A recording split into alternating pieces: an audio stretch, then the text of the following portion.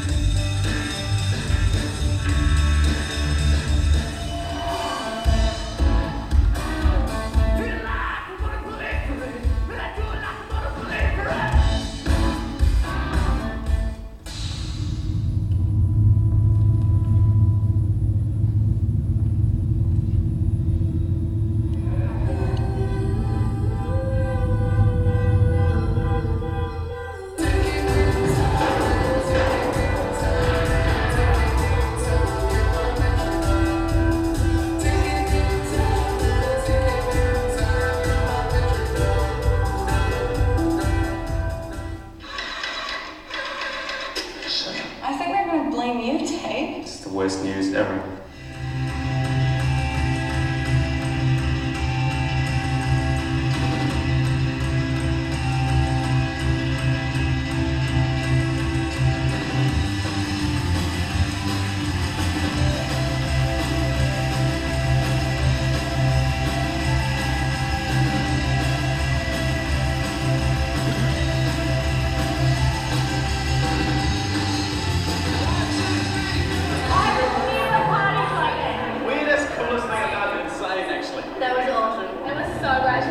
Oh my gosh, like, is this permanent thing? Unfortunately it was, that was taken. So making a TV series was a real learning curve for us. So it took about 4 months, didn't it? Probably a bit longer. This one went completely grey, that was the end of it. But I mean, one of the really good things about this was it spewed out endless amounts of content. So I'm going to show you a bit of that content now. This is a webisode for the zombie apocalypse. So if you're ever trying to find a zombie, this is how you find zombies.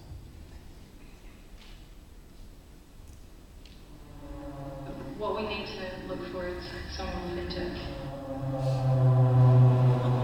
Can you give me your best zombie impression? Just get one or two. Mm-hmm.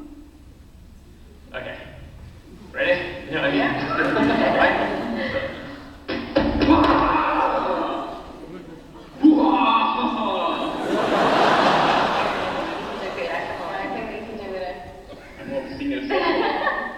What are you looking for, like green?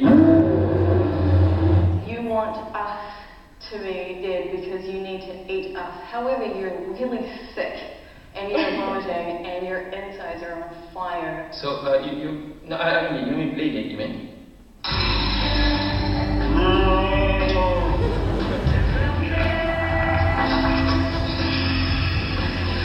You're quite terrifying. Ideally, what we're looking for is really kind of high-paced, frenzy zombies. That's ideally what we're looking for. Can you give us your best zombie impression?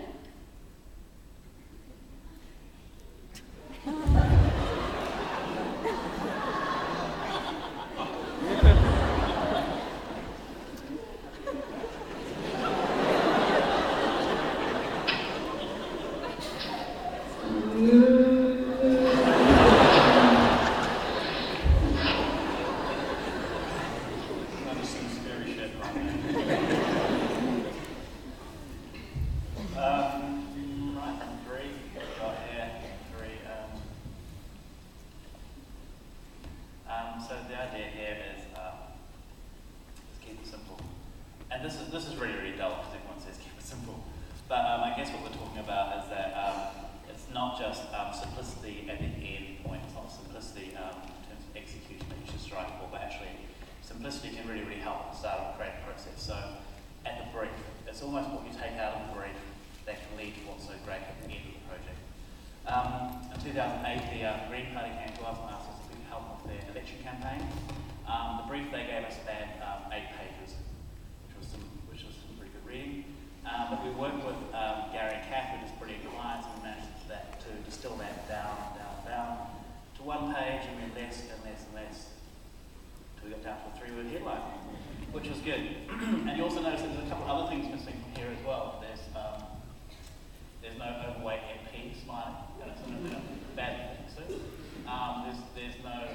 website. I don't know why there's a website on it.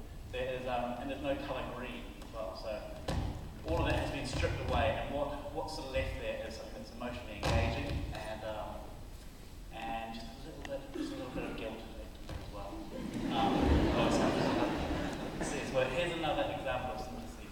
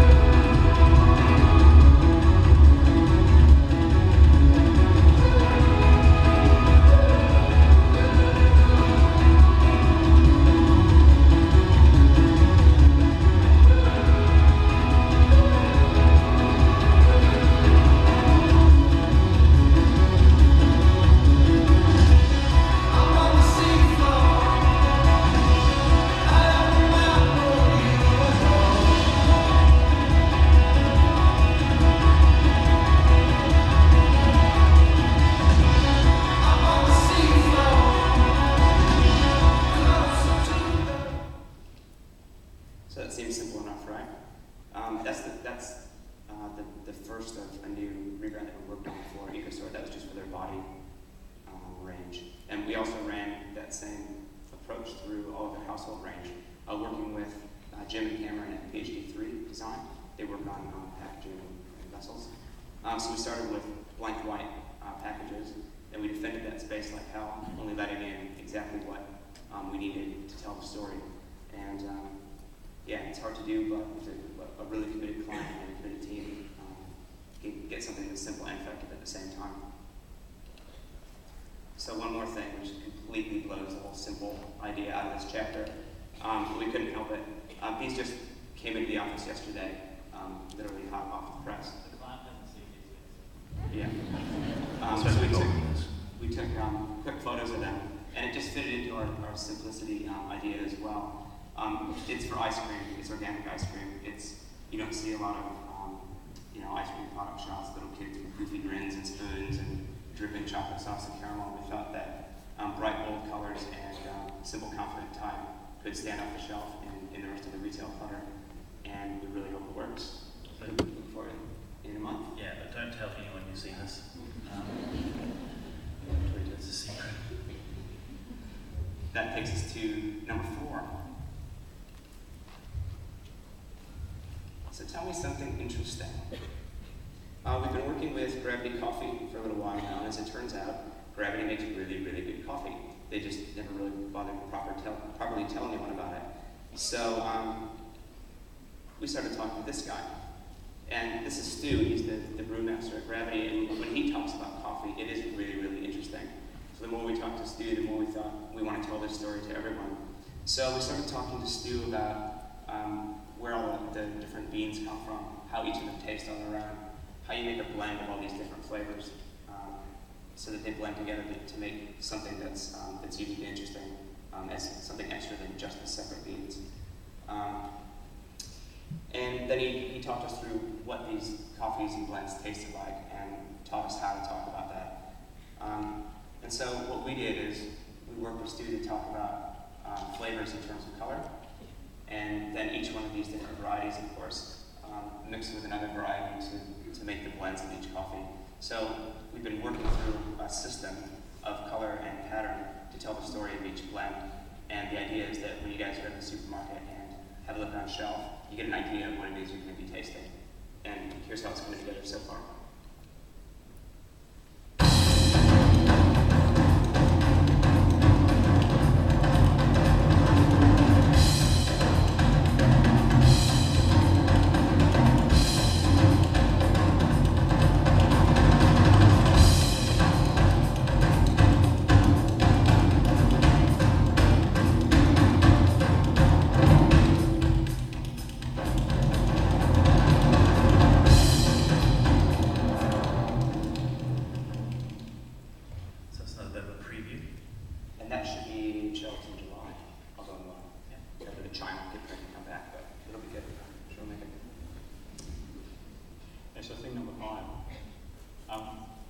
thought it'd be a good idea to introduce you to a guy called Steve Gass.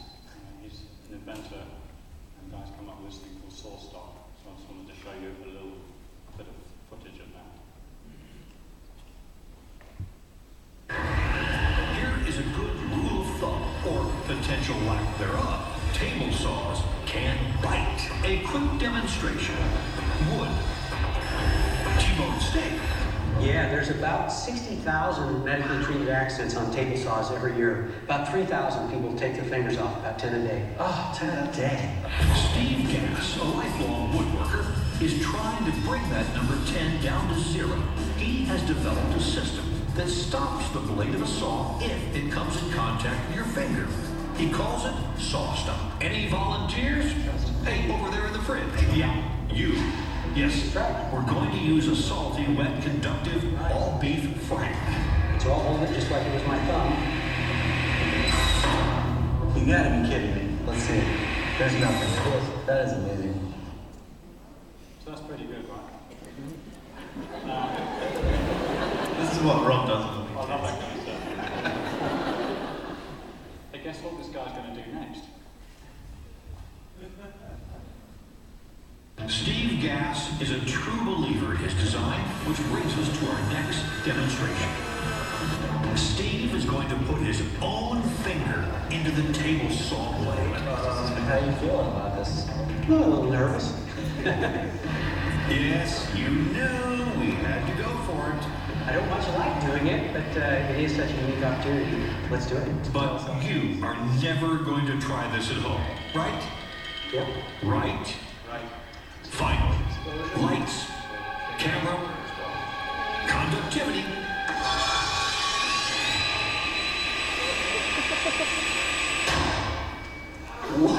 You're right? Yep. There's no blood. There's nothing. No? Didn't hurt? This is a man who has faith in his creation.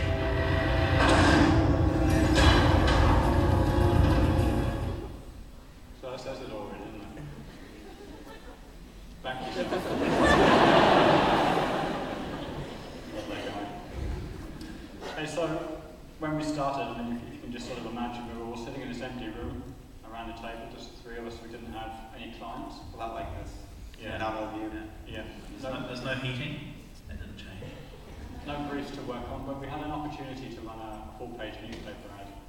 So, what would be the one thing that you'd actually want to say? What would be the sensible thing to do? Yeah, responsible thing to do in this position. Just run an ad saying, don't waste your money on advertising. So this ran as a full-page ad in the Herald, and the copy sort of went, here's what we believe, most advertising misses the mark. If you don't notice it, it's not working. People are not going to listen to you just because you're talking. They like to be entertained, surprised, engaged, and treated with respect. It kind of goes on like this a little bit. And then we have a dig at some of the big agencies, and it sort of carries on like that. Basically, we just kind of got a little bit cheeky. But it worked. You know, we got really good PR out of this. We got onto pitch lists, and I think we won 3 clients. Yeah. One of those clients, we had a really good relationship for 3 years, and yeah, it was money is time was money. Yeah. So the times when you got it back yourself. Number 6. History lesson. Ever since man learned to stand upright and walk, he faced a problem. He had to carry a ship somehow, and be it the basket or the bag or the suitcase. It's been around for 30,000 years in different forms. 5,500 years ago, the wheel came around, but it wasn't until 1982 that the two of these were introduced to each other. So what we're going to talk about here is collaboration. And here's a job we did for MediaWorks. This was collaborating with an artist, a tugboat, and a TV studio. MediaWorks briefed Special to turn underperforming niche music channel C4 into a profit-generating popular station. They wanted to increase viewership, raise the age of their audience, and attract new advertisers, all whilst keeping the actual content almost identical. Our answer wasn't just a new advertising campaign, but a complete reinvention of every aspect of the channel. First the positioning, from youth to everything for the sake of entertainment. We then brought this to life in a completely integrated and seamless relaunch. From the name, every part of the on-screen identity,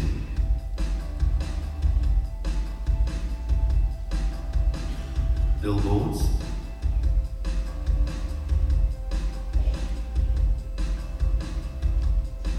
print, and online.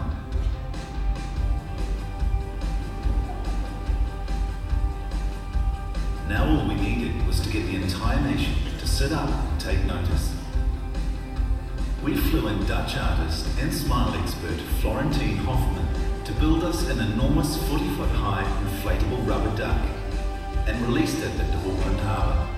The rubber duck is for everyone, and they go crazy. They run towards the rubber duck. They start taking pictures with the whole family in front of it. The story broke on national news that evening.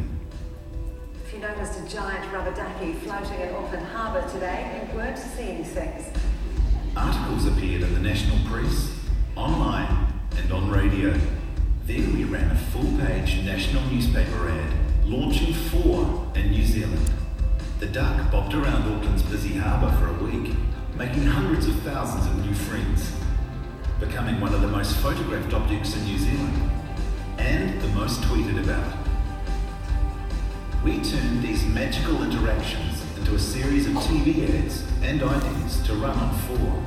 The giant duck wasn't just an ad, it was an event. So in the end, everyone had something to smile about.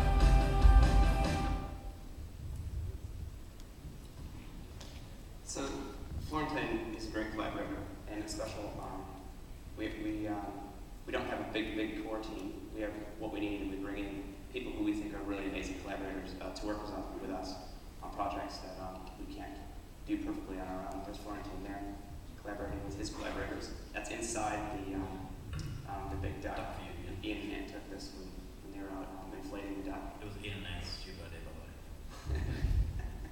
Stupid, brilliant idea. Yeah. It was constructed in Whangarei and Palmerston North. That's the big duck. How big? 12 meters high, 14 meters wide. And if you're curious, you designer so you are, use 195 square meters of PMS 123 yellow vinyl.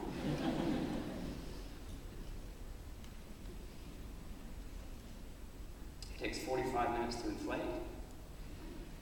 By hand. It floats on a 6-ton pontoon that looks like this, and it's pulled by the world's smallest tugboat.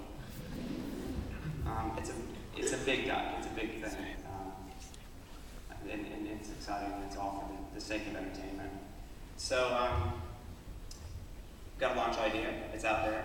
So go back a little bit and why don't we talk about what is the on-air identity going to look like?